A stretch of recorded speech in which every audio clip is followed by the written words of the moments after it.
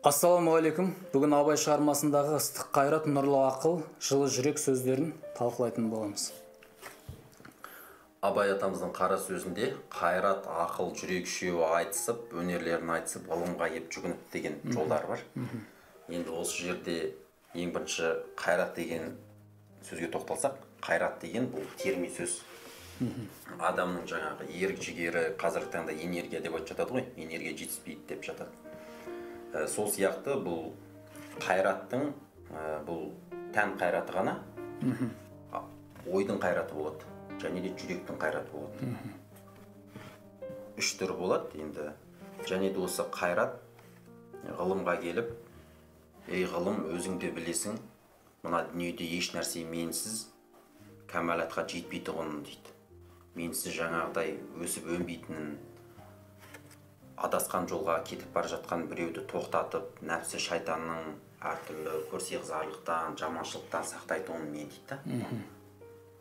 Осы менің бойымдағы артықшылығым деп, өзінің артықшылығын айтады. Ғылымға айтады, ғылымға айтады. Енді осы тұста жаңағы ақыл ғылымға кеп, ол да өзінің артықшылықтарын айтады. Ақыл дегеніміз енді Құдай адамды жаратқан кезде хайуаннан артық етіп адамға ақыл беріп жаратады. Адам баласы дүниеге келген кезде 5 сезім мүшесі арқылы тәндегі ақыл қалыптастырады басынан.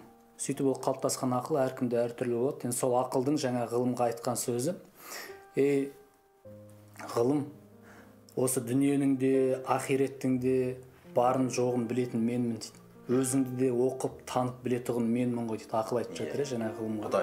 Құдайды сені танитын менмін ғой деп айтып жатыр.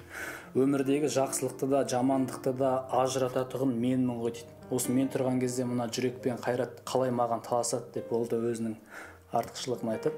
Енді жүректің сөзі, жүрек мен адам денесінің патшасымын дейді. Қан менен тарайды, жан менде мекен қылады. Мейірбаншылық, аяушылық, рақым, ұят деген нәрселер барлығы менен шығады дейді. Өйткені жүректе құдайшылық бар. Ол тек таза нәрселерді қабылдайды. Маған қалай таласады деп, өзінің артықшылығын айтады. Ғылым айтады. Осы жаңағы қайрат, ақыл, жүректің үшеуін тыңдап, сөздерін тыңдап болған ғылым әрқайсына жеке-жеке тоқталып айтады. Сен енді осылай қайратқа айтады. Қайрат, сенің жаңағы бойыңдағы өнерлерің бар, рас дейді. Одан да өзге өнерлерің көп, бірақ сенің қаруыңа, қайратыңа, қай қаруыңда мол дейді. Кейде жақсылықты берік ұстанып кетесің, кейде жамандықты берік ұстанып, бір жақты болып кетесің дейді. Осы жерің жаман. Осы жерің жаман деп айтады. Сол сияқты ақылға да айтады, сен жаңағы айтқан сөздерің бәрі рас. Сенсіз Құдайды адам тани алмайды. Жаңағы өмірде жақсылық пен жамандықты ешкім ажырата алмайды дейді. Бірақ сенің жаман тұсың дейді, ақылға айтады. Өмірде жақсы адамдар да, жаман адамдар да саған сүйенеді дейді. Саған сенеді дейді, ақылына бір күн. Және амал мен айла барлығы сенен, қолық барлығы ақылдан шығады ғой. Соның барлығы сенен шығады дейді. Сен тауып бересің. Сен тауып бересің деп тұрған саған, сенің осы тұсың жаман дейді. Жаман дейді.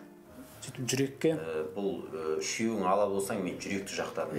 Өйткені құдайшылық сонда деп, айтушының аты ғылым екен дейді. Бірақ бұл жерде ғылым деген сөз, бұл Алланың бір сипаты ғылым, және де бұл Құдай деп айтуға. Құдай деп айтуға да. Сонда Құдай айтып тұр ғой. Үшеуің ала болсаңдар деп тұр. Мен жүрек жақтаймын. Мен жүрек жақтаймын. Өйткені мен Құдай жүректі мекен етеді.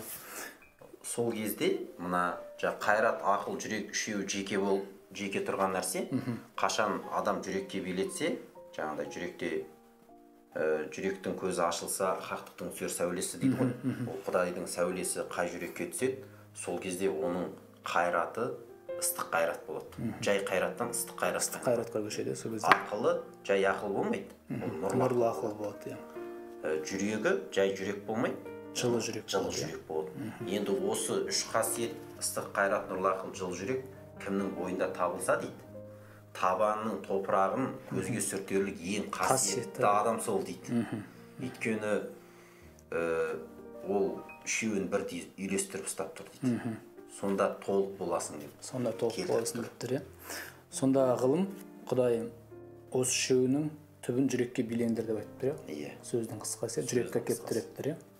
Өйткені жүрек жаңағы қайраттың жаман әрекеттер жасайын десе одан жиіркенеді жүрек. Иә. Одан қашады. Ал егер ақылдың жаңағы жаман ойлар келсе, одан шошиды, одан қашады. Арамдық. Ал жақсылық болса ол қуанады жүрек.